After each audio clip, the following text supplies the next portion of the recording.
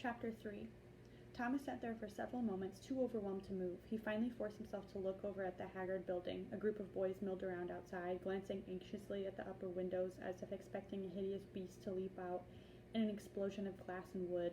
A metallic clicking sound from the branches above grabbed at his attention, making him look up. A flash of silver and red light caught his eyes just before disappearing around the trunk to the other side. He scrambled to his feet and walked around the tree, craning his neck for a sign of whatever he'd heard. But he saw only bare branches, gray and brown, forking out like skeleton fingers, and looking just as alive.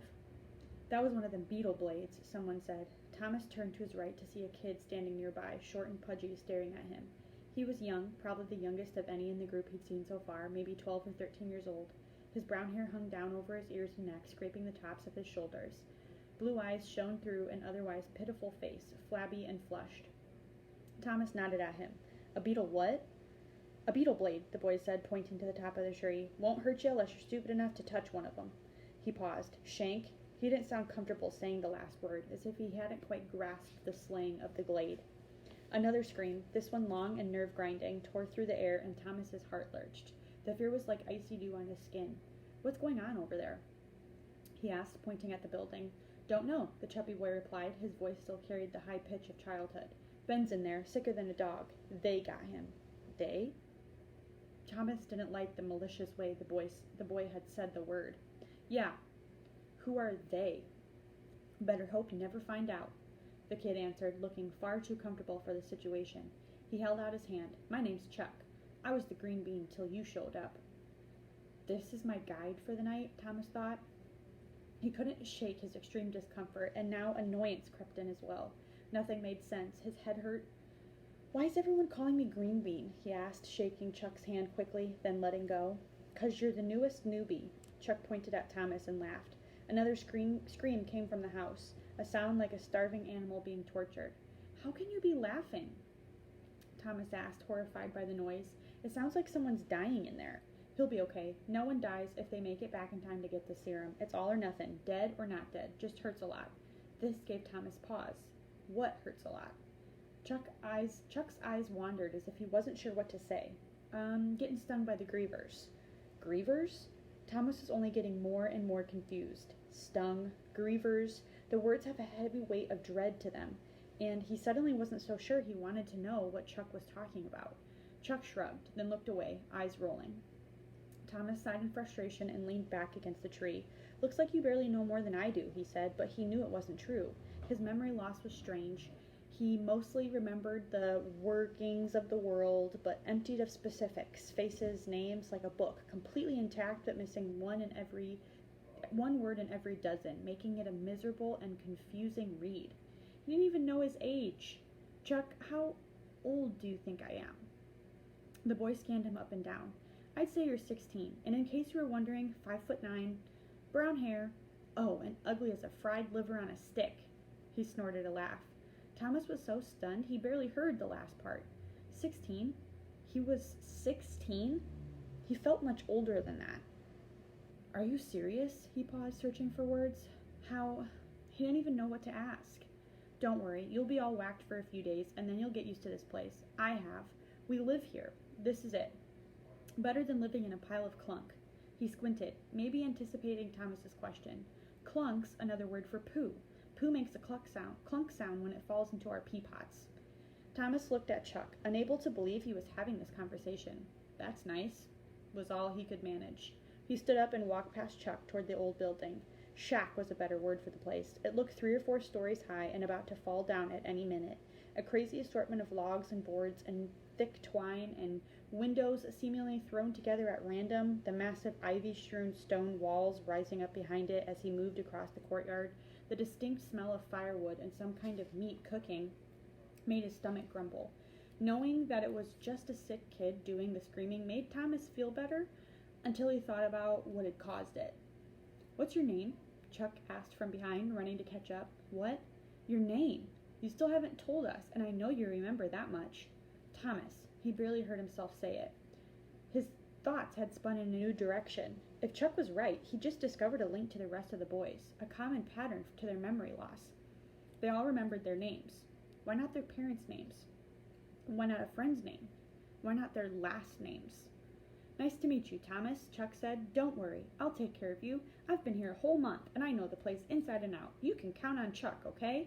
Thomas had almost reached the front door of the shack and the small group of boys congregating there when he was hit by a sudden and surprised rush of anger.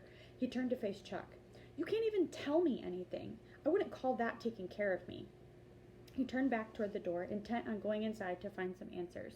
Where this sudden courage and resolve came from, he had no idea. Chuck shrugged. Nothing I say'll do you any good, he said. I'm basically still a newbie, too, but I can be your friend. I don't need friends, Thomas interrupted. He reached the door, an ugly slab of sun-faded wood, and he pulled it open to see several stoic-faced boys standing at the foot of a crooked staircase. The steps and railings twisted and angled in all directions. Dark wallpaper covered the walls of the foyer and hallway, half of it peeling off. The only decorations in sight were a dusty vase on a three-legged table and a black and white picture of an ancient woman dressed in an old-fashioned white dress. It reminded Thomas of a haunted house from a movie or something. There were even planks of wood missing from the floor. The place reeked of dust and mildew, a big contrast to the pleasant smells outside. Flickering fluorescent lights shone from the ceiling. He hadn't thought of it yet, but he had to wonder where the electricity came from in a place like the Glade. He stared at the old woman in the picture. Had she lived here once? Taken care of these people? Hey, look, it's the Green Bean, one of the older boys called out. With a start, Thomas realized it was the black-haired guy who'd given him the look of death earlier. He looked like he was 15 or so, tall and skinny. His nose was the size of a small fist and resembled a deformed potato. This shank probably clunked his pants when he heard old Benny Baby screaming like a girl. Need a new diaper, Shuckface? My name's Thomas. He had to get away from this guy. Without another word, he made for the stairs, only because they were close, only because he had no idea what to do or say. But the bully stepped in front of him, holding a hand up. Hold on there, Greenie. He jerked a thumb in the direction of the upper floor. Newbies aren't allowed to see someone who's been taken.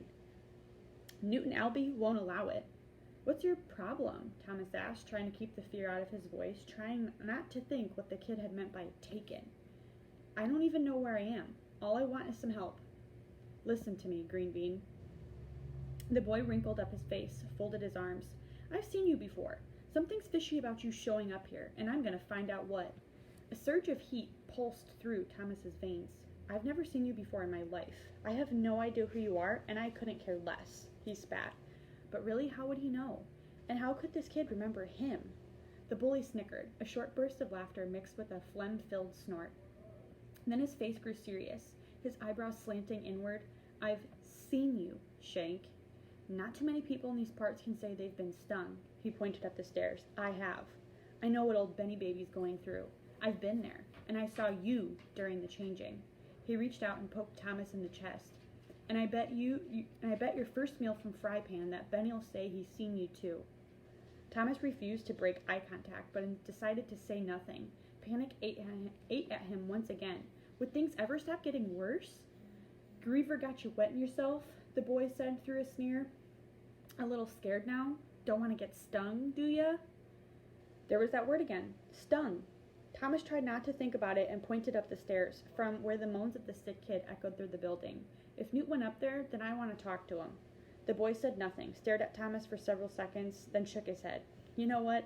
You're right, Tommy. I shouldn't be so mean to newbies.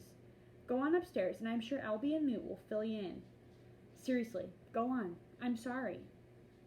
He lightly slapped Thomas's shoulder, then stepped back, gesturing up the stairs. But Thomas knew the kid was up to something. Losing parts of your memory didn't make you an idiot.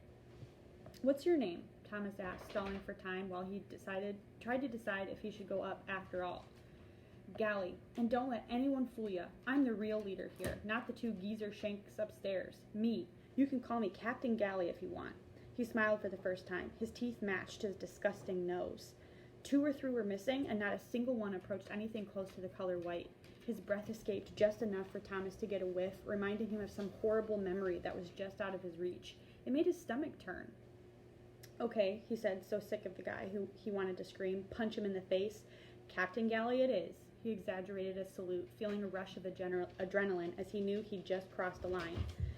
A few snickers escaped the crowd, and Gally looked around, his face bright red. He peered back at Thomas, hatred furrowing his brow and crinkling his monstrous nose. Just go up the stairs, Gally said, and stay away from me, you little slinthead. He pointed up again, but didn't take his eyes off Thomas. Fine. Thomas looked around one more time, embarrassed, confused, angry. He felt the heat of blood in his face. No one made a move to stop him from doing as Gally asked, except for Chuck, who stood at the front door, shaking his head. You're not supposed to, the younger boy said. You're a newbie. You can't go up there. Go, said Gally with a sneer. Go on up. Thomas regretted having come inside in the first place, but he did want to talk to that Newt guy. He started up the stairs. Each step groaned and creaked under his weight. He might have stopped for fear of falling through the old wood if he weren't leaving such an awkward situation below. Up he went, wincing at every splintered sound. The stairs reached a landing, turned left, then came upon a railed hallway leading to several rooms. Only one door had a light coming through the crack at the bottom. The changing, Gally shouted from below. Look forward to it, shuckface. As if the taunting gave Thomas a sudden burst of courage, he walked over to the lit door, ignoring the creaking floorboards and laughter downstairs, ignoring the onslaught of words he didn't understand, suppressing the dreadful feelings they induced. He reached down, turned the brass handle, and opened the door. Inside the room, Newt and Albie crouched over someone lying on a bed. Thomas leaned in closer to see what the fuss was all about, but when he got a clear look at the condition of the patient, his heart went cold. He had to fight the bile that surged up his throat. The look was fast, only a few seconds, but it was enough to haunt him forever. A twisted, pale figure, writhing in agony, chest bare and hideous, tight, rigid cords of sickly green veins webbed across the boy's body and limbs like ropes under his skin. Purplish bruises covered the kid, red hives, bloody scratches. His bloodshot eyes bulged, darting back and forth. The image had already burned into Thomas's mind before Albie jumped up, blocking the view but not the moans and screams, pushing Thomas out of the room and then slamming the door shut behind them. What are you doing up here, Greenie? Albie yelled, his lips taut with anger, eyes on fire. Thomas felt weak. I want some answers, he murmured, but he couldn't put any strength in his words. He felt himself give up inside. What was wrong with that kid? Thomas slouched against the railing in the hallway and stared at the floor, not sure what to do. Get your runt chinks down those stairs right now, Albie ordered. Chuck will help you. If I see you again before tomorrow morning, you ain't reaching another one alive. I'll throw you off the cliff myself. You get me? Thomas was humiliated and scared. He felt like he'd shrunk to the size of a small rat. Without saying a word, he pushed past Albie and headed down the creaky stairs, going as fast as he dared, ignoring the gaping stares of everyone at the bottom, especially Gally. He walked out the door, pulling Chuck by the arm as he did so. Thomas hated these people. He hated all of them, except Chuck. Get me away from these guys, Thomas said. He realized that Chuck might actually be his only friend in the world. You got it, Chuck replied, his voice chipper as if thrilled to be needed. But first, we should get you some food from Fry Pan. I don't know if I can ever eat again, not after what he'd just seen. Chuck nodded. Yeah, you will. I'll meet you at the same tree as before. 10 minutes. Thomas was more than happy to get away from the house and headed back toward the tree. He'd only known what it was like to be alive here for a short while, and he already wanted it to end. He wished for all the world he could remember something about his previous life. Anything. His mom, his dad, a friend, his school, a hobby, a girl. He blinked hard several times, trying to get the image of what he'd just seen in the shack out of his mind. The changing. Gally had called it the changing. It wasn't cold, but Thomas shuddered once again.